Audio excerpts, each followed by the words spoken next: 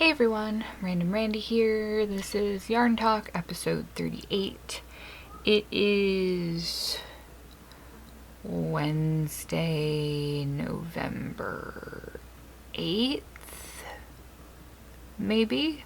I think? I have no idea. Anyway, it's Wednesday. This is going to go up on the same day, so it doesn't really matter.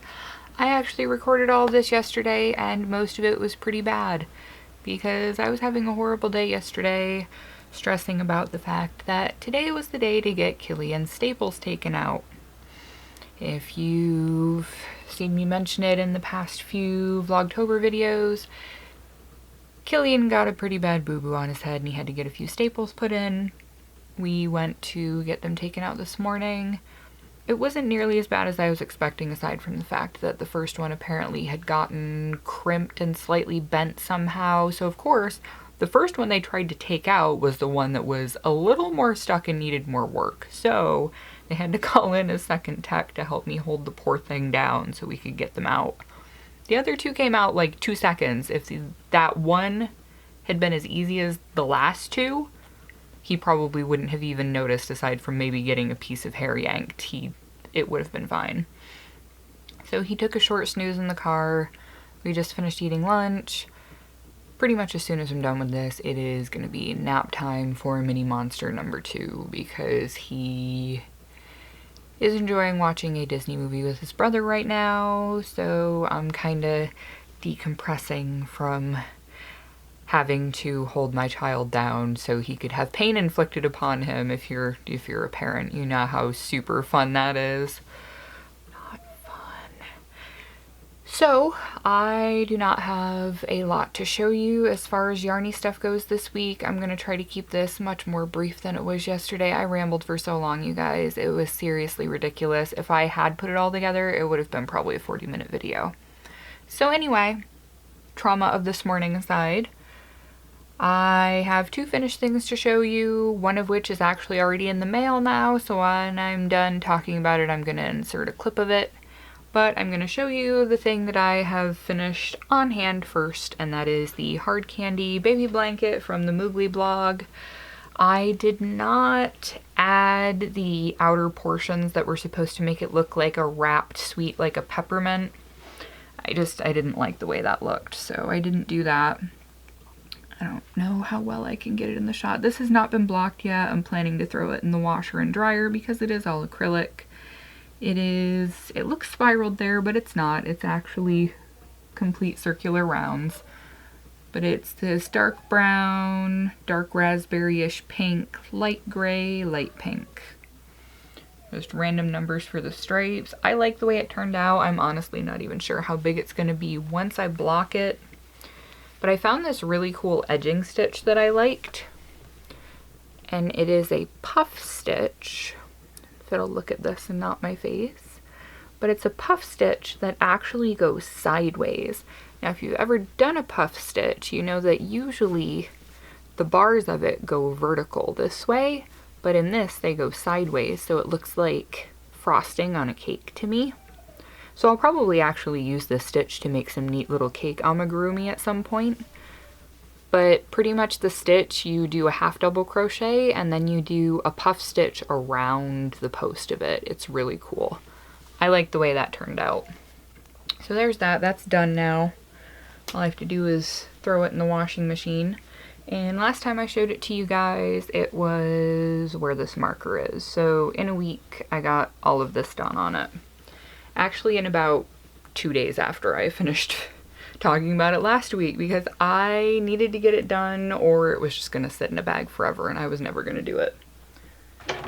Once blankets get to a certain size where it takes me more than half an hour to do a round, I either need to have a second motif that I'm going to work on for it and then stitch them together, or I get sick of it and give up because I don't have the patience for that. Nope. So there's that. That's done. All done. So excited. So the other thing that I had finished that is now in the mail is one of the mini Amigurumi octopi that I do pretty frequently, and I actually filmed about that yesterday, so I'm going to insert the clip about that so you can all see that, because as I said, it is in the mail and on the way to its destination, It has stitched on eyes rather than safety eyes because it is for a baby. And it is one of the mini Amigurumi octopi that I make a lot of. But this is actually for an order. I had somebody ask me to make one with stitched on eyes for a baby so that they wouldn't have to worry about the baby eating safety eyes, which is a totally legitimate concern. And this is made in Red Heart Super Saver Icelandic.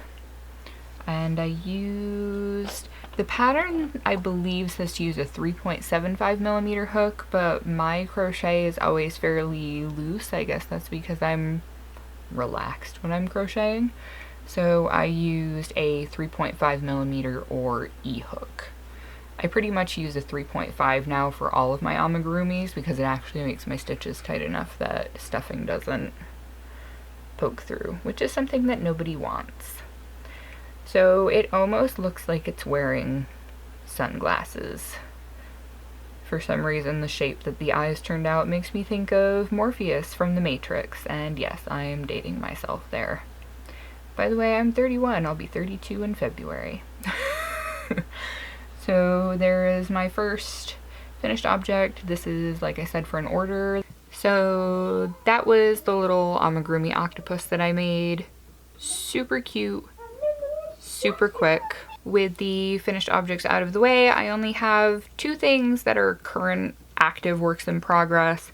I'm going to be going through my giant pile of half-finished stuff and starting to pick out one big older project to start working on and have a few newer small things to work on when I get frustrated with the fact that I'm not instantaneously finished with the big old stuff.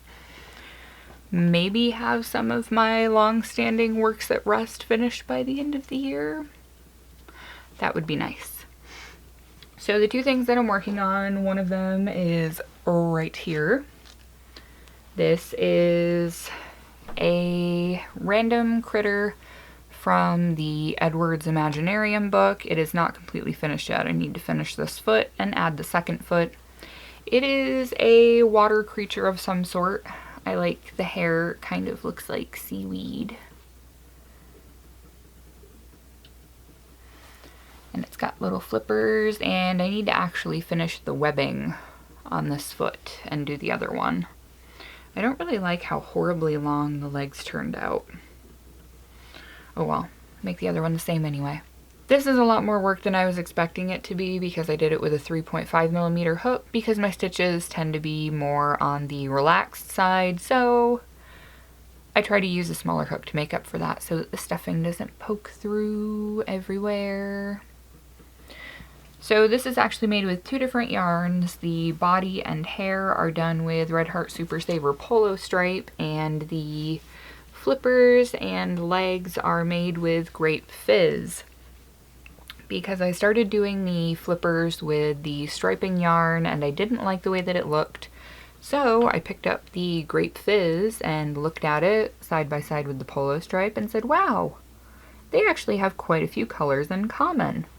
So if you're looking for something to coordinate with the Polo Stripe, definitely go for Grape Fizz because there are two purples and I think two blues in common, so they go really well together.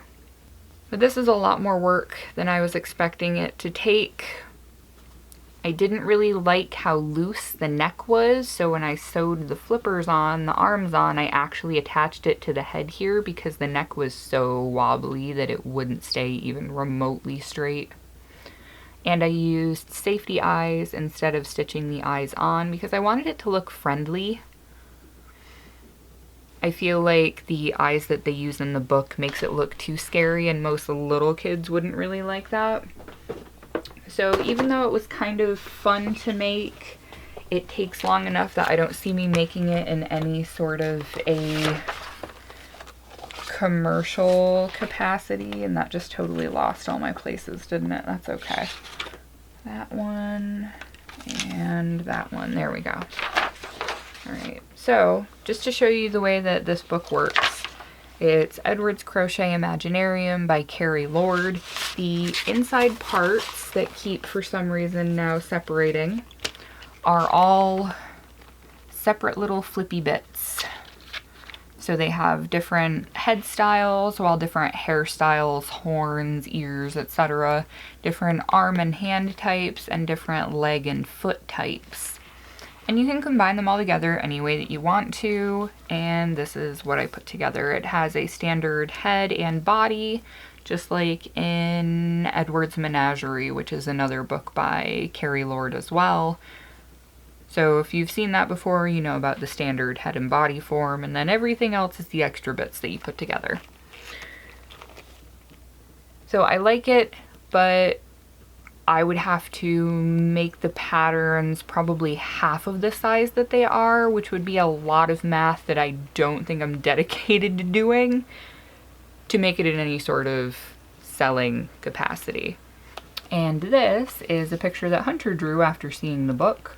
He apparently wants me to make him this Cyclops, and he even drew the separate body parts. There's the head, there's the legs, and there is the squarish midsection.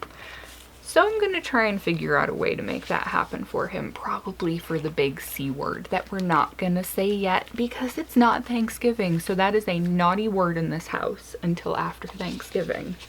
But yeah, here on the front, I'm not sure how well you'll be able to see it with the glare. Probably not super well. Yeah, not really. But they have kind of a creepy, angry monster face that they stitch on here, and I didn't like the way that worked out. So there's that.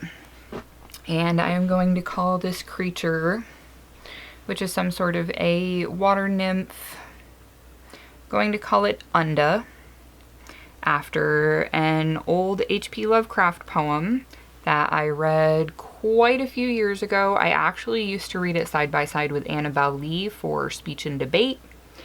Yes, I was one of those nerds in high school.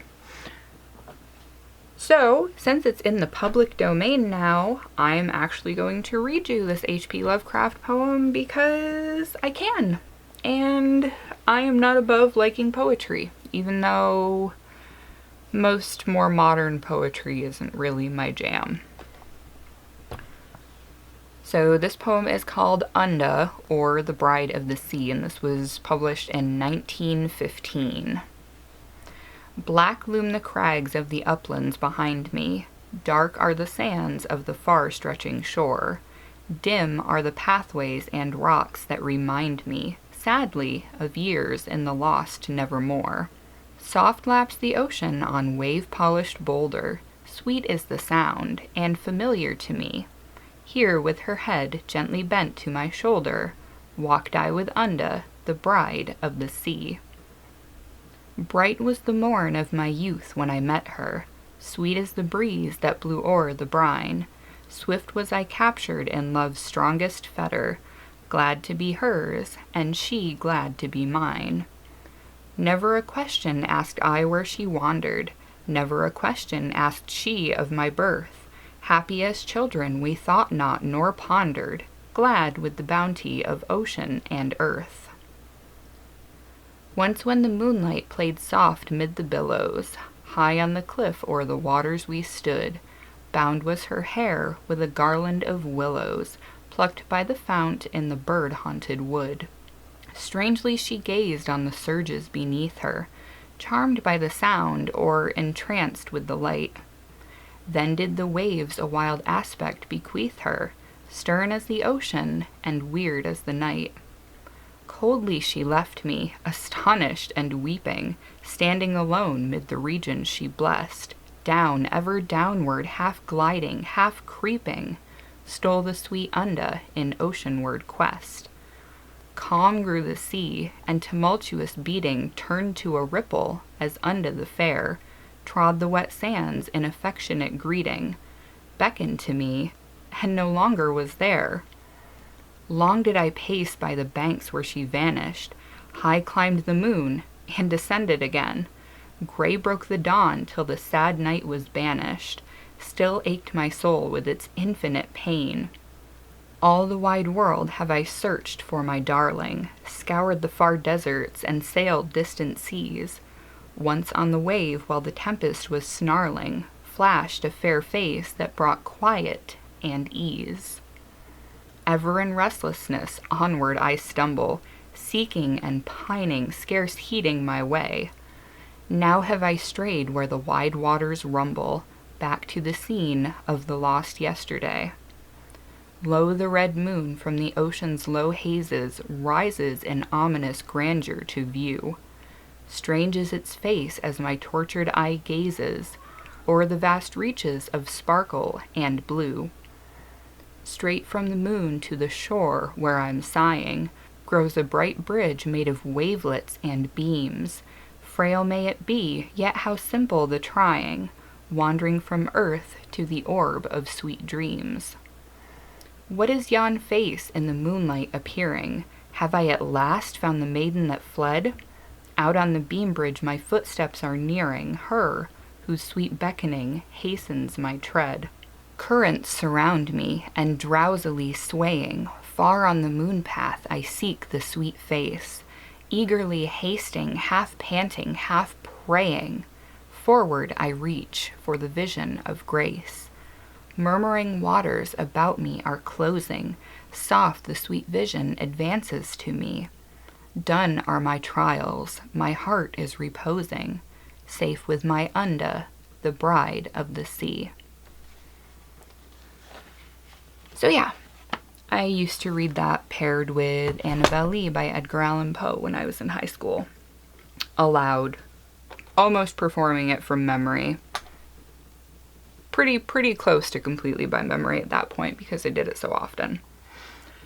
So that's all wrapped up the water critter. And now my last whip is the one that you've seen a few times, but I have made much more progress on it. I'm actually almost up to the armhole decreases for the front panel of my sweater I've been working on. Tunic sweater thing. So this is what the front of it's looking like right now. I think it was about 15 or 16 inches last time I measured it, and it's going to be 20 when it's all done because I want it to be tunic length so that I can wear it with leggings and have my butt covered. But this is, as is typical with me, Deborah Norville's Everyday Yarn in the lava colorway, which I'm also wearing. Arm warmers made from the same yarn, and I have my hat that I wear pretty frequently. If you've seen things on my channel before, you know, and if you didn't know, you know now. This is the His and Hers outdoor sweater. It's a free pattern. I will link to it down in the description box like I always do. So I'm looking forward to getting that done and being able to wear that. Might have it done by Christmas at the rate I'm working on it. So that is all of the yarny stuff. I also wanted to do a few quick shout outs. I said I was mostly going to do them for channels smaller than me, but in this case, because she did a huge vlog talking about all the people that she watches, I wanted to say hi and thank you to Kim over at Blue Cherub 82 for mentioning me in her list of all the vlogs I talk about video. It's kind of funny that she said that my voice is sultry. It's a positive compliment and I'll totally take it, but I've had people say pretty unpleasant things about my voice for the most part. Most of the time saying that I sounded like a dude, but whatever. So thank you, Kim, for mentioning me. And the last time I watched one of your videos, my boys were both trying to talk to yours, so I thought that was pretty cute. The other shout outs that I wanted to do are for Kendra over at Hooked by Happenstance. She does Makes Monday videos where she does pretty much your typical yarn vloggery. Talks about the things she's been working on, the things she finished, the things she's going to work on. And she has some other little clips that she does throughout the week. Sometimes they vary. She just recently started a new segment that she calls Peach Lip Pics, where she has this little Amigurumi doll version of herself that has clothespins on the bottom of her skirt and a number on it, and every week she picks one of the pins and goes into a corresponding drawer of yarn with that number on it and starts a new project with it, which is pretty cool. I like random things, so it's always interesting to see what people do to fill space that isn't just the standard stuff. So definitely check her out. And the other yarny vlogger person shout out for this week is going to be for Elizabeth, a crafty crocheter. She does a lot of charity work. She's just recently started doing some commission work. She makes blankets, shawls, hats, amigurumi. She does a little bit of everything. She's almost at 100 subscribers, so definitely go check her out because that would be super awesome if we could get her there in the next week or two. Other stuff to mention, my giveaway for the bag full of yarny stuff will be ongoing until next week. November the 15th is Wednesday next week. And whenever my YarnTalk video happens next week, probably I'll do it Thursday. That way people have a chance to get everything in Wednesday. And I'll do a drawing then. If you haven't already gotten your entry in, go watch YarnTalk episode 37 and then put the comment down below the video and you'll be entered in. You've got a week to do it, so get her done. Other things, speaking of yarny stuff, I am having a sale in my Etsy shop until November 16th. That is 15% off any purchase that is $15 or more because I just recently got my 50th sale on Etsy, which is pretty awesome. So if you are a person who is either not a maker or if you make different types of yarny stuff and you're interested in anything you see in my shop, check it out. I also do free priority domestic shipping in the United States, so if you're in the US, definitely a good deal for you. And also in line with shop things, aside from yarny bits, as much as I love making things with yarn, I cannot produce things fast enough to be making as much as I want to be right now. Currently, I'm about halfway to my financial goal of making approximately $500 a month, which is pretty good. That is about the equivalent of minimum wage at a part-time job back home, so that's my short-term goal for now, is by my birthday to be making about $500 a month. So I'm looking for other avenues to bring in a little bit of money, and none of these things on their own are anything that are going to make me insta-rich. They're not even really going to make me financially well off, but having several income streams rolling in kind of keeps you safe of the having all of your eggs in one basket scenario. If something were to suddenly disappear from the internet, for instance Etsy, which I don't see happening anytime soon, but it could, without warning, just suddenly go into the vapor, and then where are all of these people going to be? They're going to be losing their homes and vehicles and all sorts of things.